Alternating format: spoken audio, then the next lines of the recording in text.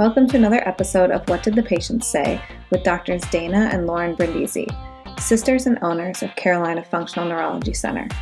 We are providing you answers to frequently asked questions and bringing you inside information from real conversations we have with patients on a daily basis. Our goal is to spread the truth on health and healing because we believe everyone deserves to know the answers. Hi, everybody. Welcome back to another episode of What Did the Patient Say? Today, I'm super excited to be here with Dr. Gina Tanderich.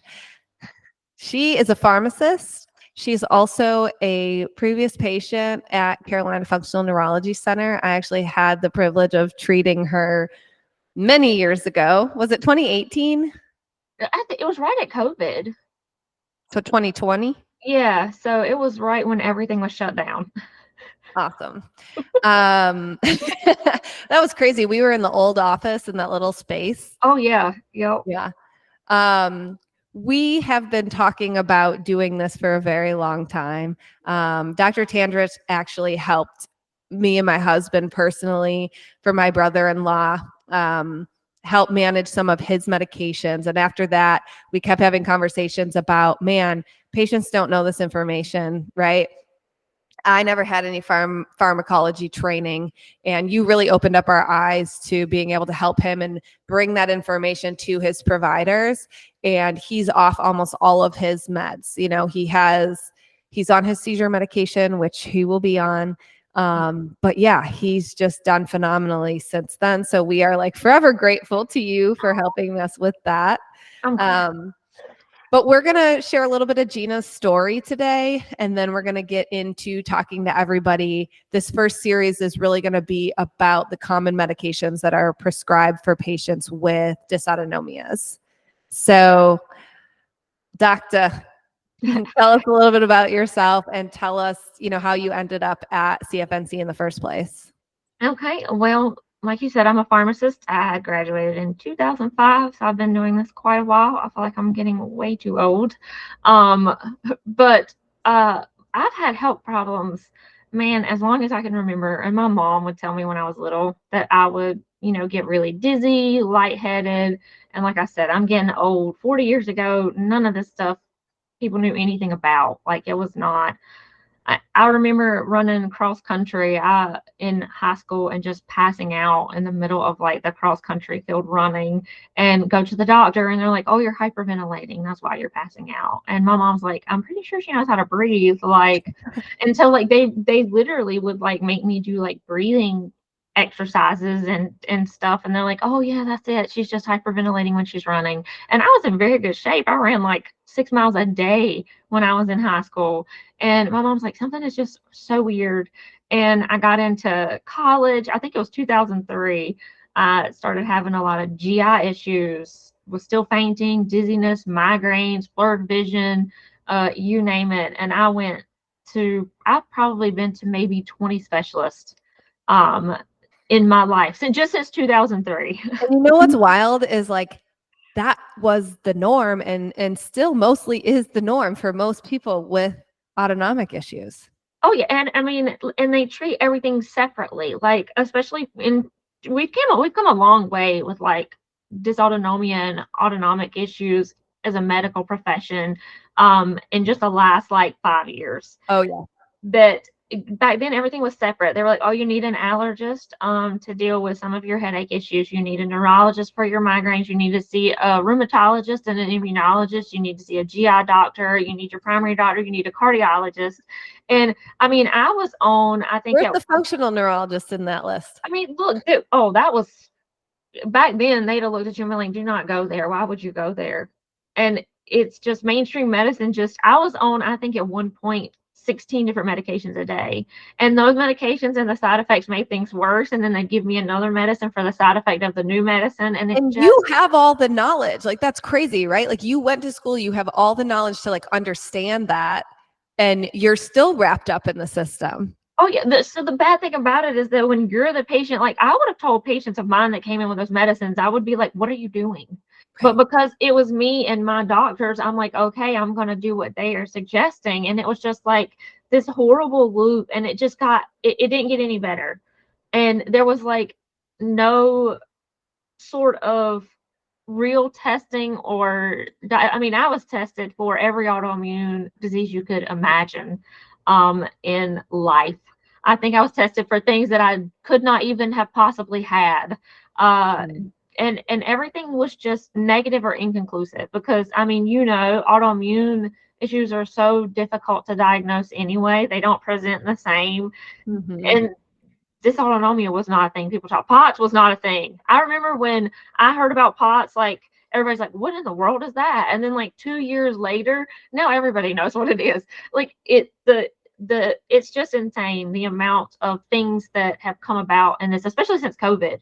I always tell people, like, obviously COVID was a horrendous thing, but the silver lining for a lot of patients with autonomic dysfunction, although it's like a double-edged sword because a lot of people have autonomic dysfunction due to COVID, but people at least know what it is, right? Like, I don't see people that, like you, who are like, I've been dealing with this for 10 plus years, but that was the norm pre-COVID. Oh yeah. Absolutely, without a doubt. Now, I think most people are getting diagnosed within a year. I think the benefit is that, especially with the primary cares, like, people are like, you sound like you have autonomic dysfunction, and they're making the referral. The other problem is that cardiology can't get anybody in. Oh yeah, because there's only like 3 or 4, very specialized doctors that deal with that kind of thing around here. Like before I came to see you, it was so funny. Like I had a cardiologist and he was treating me because the one thing everybody knew was that I had hypertension. Like I had orthostatic hypertension. My blood pressure runs normally, I'd say 100/70. Like just that's normal for me. But then I had vasovagal issues. So as soon as a trigger would hit, so I would go from sitting or laying to standing, or I would get hot, or I would get stressed, or anything in life that you deal with, I would just be like a fainting goat and I would just fall out on the floor. I remember you telling me the story that you were in, I think, Home Depot with your husband, and just like you were just out cold in the middle of the store, which is not funny, but in hindsight, it's like, man, I mean, not everybody has syncopal episodes. And I like to say that because sometimes people get like poo-pooed a little bit, like if they're not passing out in the middle of Home Depot. However, people can feel really, really, really terrible and have very significant autonomic issues without having syncope. But you were having daily chronic migraine? Every day. Syncopal episodes multiple times a week. Oh yeah, the same time every day. It would be like clockwork. I would be okay, never really great, but I would be okay. And then I'd hit a point about 2 o'clock every afternoon where I would start getting horrible migraines, dizziness. I could not function unless I was laying flat. Like I went to Duke. It took me like maybe 8 months to get into Duke to check for a CSF leak because my neurologist was like just convinced I had a CSF leak. Didn't. And then right when COVID hit, like I was probably 80% what I consider bedbound. Like I was working from home then. They had sent us home to work because of COVID. And if they didn't, I would have had to stop working. So I would be upright and trying to function as a person, like take a walk, get a shower, do one load of laundry, and then I would be down for the rest of the day. And I don't think people understand that while, there's some fainting issues with this, like your body fights a battle constantly to keep you from passing out, that you're just exhausted. Like after part of a day, like fatigue is not even a strong enough word for what I was dealing with. Like I just could not physically function standing up. And I mean, I couldn't get in for a tilt table test because they were not doing any sort of that type of office visit stuff. And it basically come down to my GI doctor. He is probably one of the most amazing doctors that I've had. Besides the GI guy, right? Yes, Dr. Vernon. He is amazing. Like he looked at me and he was like, everybody's looking at this as so many different puzzle pieces. And he said, I would say probably 80% of them are linked together. They're caused by the same thing. He's like, and that's not my area to treat for you. He's like, so you have what I consider these options. And he basically said you can go see a Lyme's disease specialist in DC. You can go to the Mayo Clinic and try to get in and see if they can get you together where all their doctors actually talk and figure out the main system issue. He said, or you can try to find somebody that is off the main healthcare path, find somebody off the beaten path. And he's like, but something is going on. And he was like, it can be adrenal fatigue. He said it could be, something to do with dysautonomia. And I mean, he was like, you've got to figure it out though. Like I love him. Like he would call me at like Sunday night at 10 o'clock and just be like, how was get him on here? Oh my God, he's so great. But I was like, and so me and my husband were just Googling because I was grasping at straws. Like he didn't know what to do. I didn't know what to do. I'm like, if we have to go back into the office, I'm going to have to go out on disability. I'm not going to be able to stand up. There's no way I could do the work that I'm doing now because I would not be able to function. And we started Googling and your name was like one of the first things that popped up. And so we're sitting there looking into it and we're taught, way back when I say, the good old days when I graduated from pharmacy school, which was really a long time ago. Anytime you saw functional in front of somebody's name, you were just like, oh, no, I'm not going to do that. Like, I mean, that was how it was back then. Did they tell you that in school? No. Campbell would never, I went to Campbell, they would never say that. And I mean, my teachers were very good about, that kind of thing, because most of them have all different kinds of backgrounds, but it was just like, in general, it was like an unsaid thing in the medical field. And Tom was like, oh, go do it. He's like, just go try it. Huh? I think it still is. I mean, it really is. But I think patients are seeking it. Patients are like, this is not everything that I need. And I am certainly not anti-med. You're not anti-med, no. but it's just like another option that I think should never be expressed to the patient as if it's something negative or bad for them. Like if anything, it's like these two worlds should collide and be very complementary for a patient. And it's like, I personally believe, and I can't speak for everybody that works in this world, but it's like the collaboration is where patients get the most benefit, And I think you even had a provider, and we won't mention any names, but basically it was like upset that you were coming to see me. Like they knew who I was and they were not happy about it. And I was like, man, that stinks because I've never done anything other than like try and help these people, and here's like a significant provider in your care being like, don't do that, which is like terrifying to patients. Yeah. Right. And then, well, we're taught, and now I feel like very confident in like my younger nieces, like generation coming up, because we were taught, especially in healthcare, that if it didn't follow the normal healthcare model, like if it wasn't, you go in for an office visit, your insurance charges you a $5 copay, you sit down and speak to the doctor, and then he gives you treatment and you go on, and then that was not how you fix the problem. Like I remember when PAs and NPs first started getting, their degrees and coming out, and people were like, I'm not seeing that person. They don't have an MD. They don't know what they're talking. I want to see the doctor. And I mean, right. Some of the best people, smartest people I've met are like PAs and NPs. And so, I mean, and me and Tom both being pharmacists in the healthcare field, I was like, I don't know about this. Like, it's a significant amount, an investment. And Tom's like, you're either going to invest it in drugs and failed copay and office visits, or you're going to invest it in something that might help. And I don't think if I hadn't gotten to that point that I would have tried it.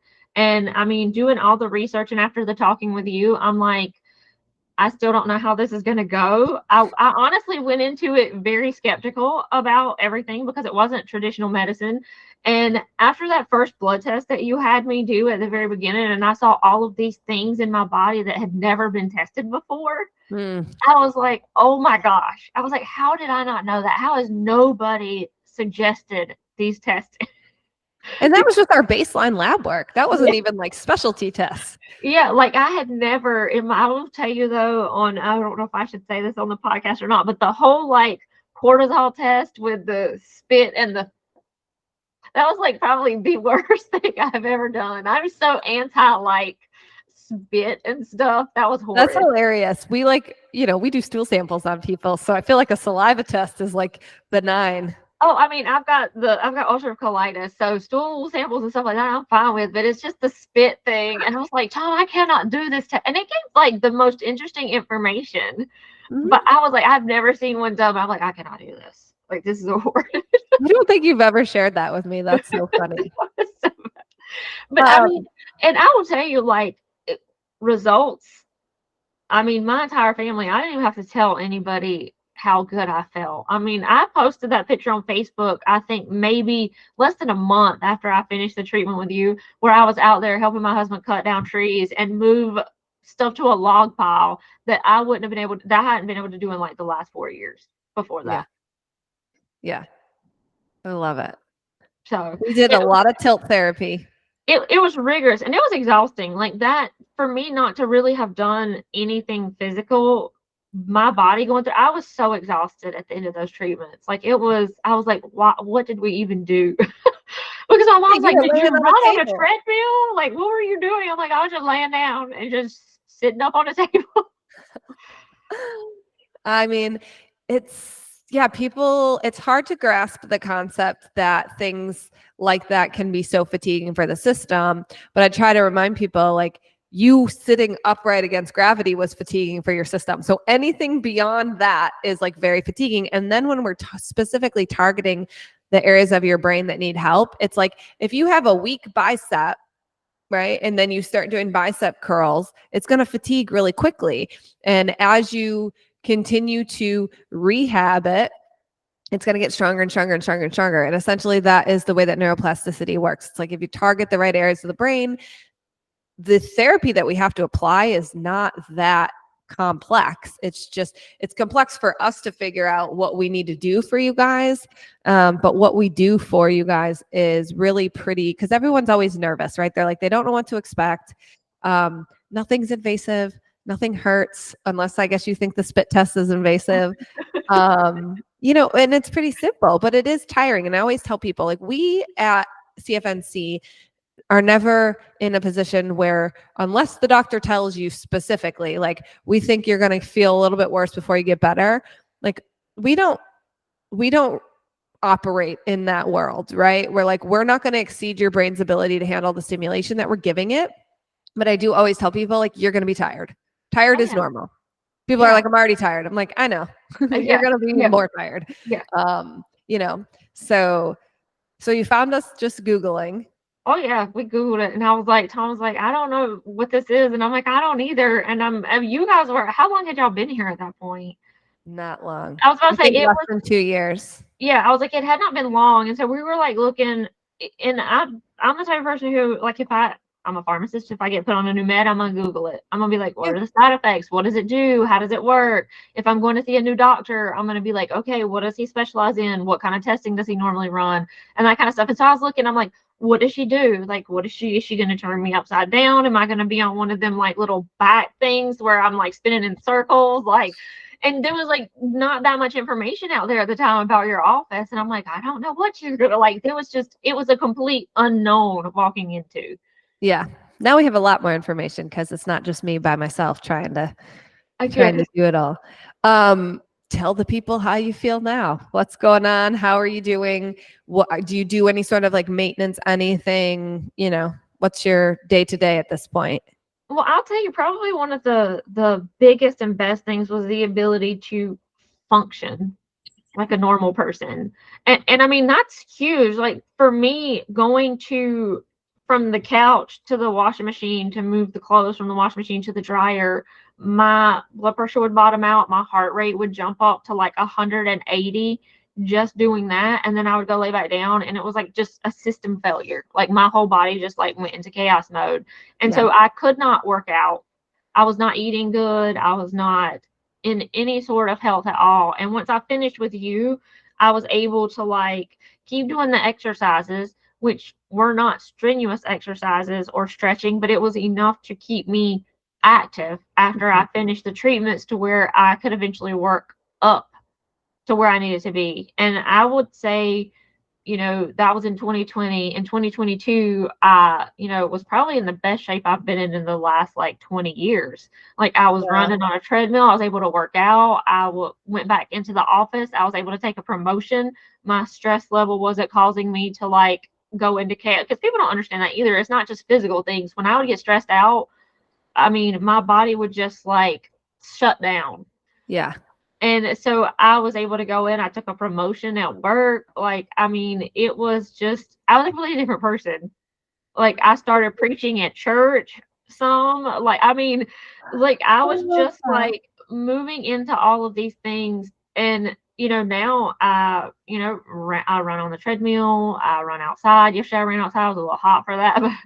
But I mean, the ability to like keep a household up, work, fish, have hobbies, do all these kind of things. I mean, honest to goodness, would not have been possible if it were not for you and you guys. Like, and I say that to everybody I talk to. They're like, you can't tell me that it was. Oh, it was. Like, I take, and I don't have any problems talking about like my medical or my background, but I take estrogen because I had a hysterectomy in 2018. I take protonics for my acid reflux. I do Humira for my ulcerative colitis, and those are the medications I take every day. 3. Yep. And you were on how many, you think? I was probably up to 16 or 18 at one point. And that was just meds I took every day, not including the things I took if I got a migraine or, if I got a stomach ache or, the as needed meds. And I still have some of those, but I rarely take them. Yeah. So, and I mean, I do Botox. My neurologist does Botox every 3 months for migraines, which was a lifesaver too in that. But that's also what I consider the less evil of taking like some of the medications, because a lot of medications for migraines drop your blood pressure. Which you cannot afford to have. Yeah. So, I mean, that was a journey in itself. So, I mean, yeah, wake up in the morning, take my 3 little pills and go on about my day. I appreciate you sharing all of that on all those parts of your story, because a lot of people, ask us, and most people come to us, especially if they've not had somebody else that they know, like personally know, that has been treated at one of our clinics. They are extremely skeptical, right? They have all the same questions. They're used to seeing all the docs, right? Like so many of our patients, they've been to Johns Hopkins, they've been to Mayo, they've been to the Amen Clinic, they've been to Duke, they've been to UNC, they've been everywhere, right? And, here we are, mom and pop, Carolina Functional Neurology Center, functional neurologists, right? And they're like, I don't know.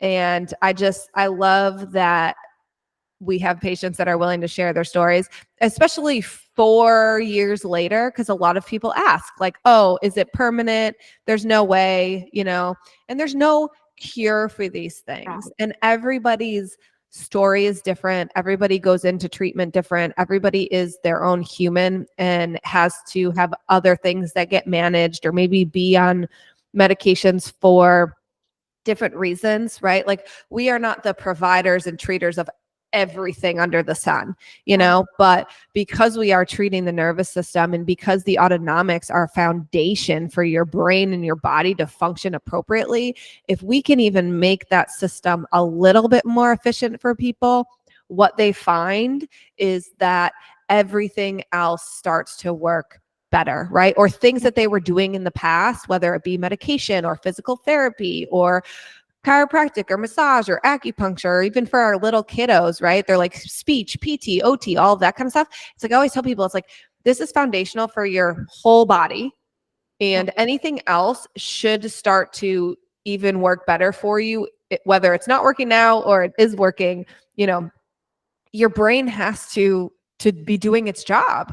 And you have to have, your brain has to be able to communicate with your heart and your vasculature to move your blood, because if it doesn't, you have no oxygen, you have less oxygen dumped off at a cellular level, you have less nutrients dumped off at a cellular level, and you don't get the activation that you need to the other systems of your body if your brain isn't communicating that information.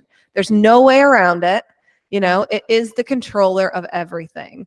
But all of these other systems, your hormones, your immune system, right? All of it, they all influence the way that the brain functions. And most patients end up in our office the way that you did, where they're like, I have severe autonomic dysregulation, and then I have all these other things. And just like the GI guy told you, right? Like most of it is probably not separate. And the underlying root issue is that the brain is not able to do its job. Right. And I'll tell you, like, I was going to say that, but you said there's no cure. Yeah. Like, I'm not cured. I still have periods that I'll go through, especially coming up on July and August, heat is a big trigger in North Yeah. Carolina. It gets hot. And then I know if I'm going into a stressful situation, like at work or something, that I may have more of an issue. But one thing that we went through when I was with you in treatments were, figuring out what the treatments were. And I now know enough about myself that I can feel it coming on before it hits. Yeah. And then I'm able to react to it instead of or even get ready for it Be instead of proactive instead of reactive to your body. So that I'm not passing out at Home Depot. No. That is something that I always tell patients too. I think even where we separate ourselves from other functional neurologists is our long-term management of patient care. I always tell people, like, if they're willing and ready to do what we ask them to do, I always 6 months to a year, especially in a case like yours, maybe even more. That doesn't mean that you have to be in my office 3 days a week for 6 months to a year, but it's like, we gotta clean up the muddy water. And then we have to figure out what for you, Gina, do you need to do to maintain all the progress that we've made? Because we're talking about something that doesn't have a cure.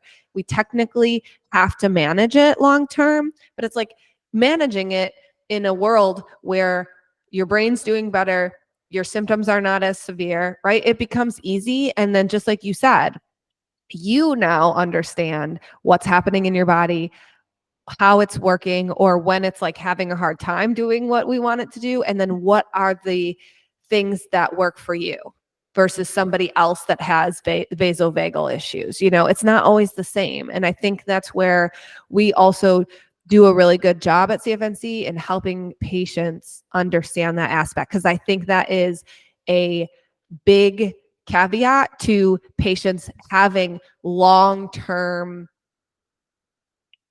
success and living a healthy, functional life for things that there is no cure.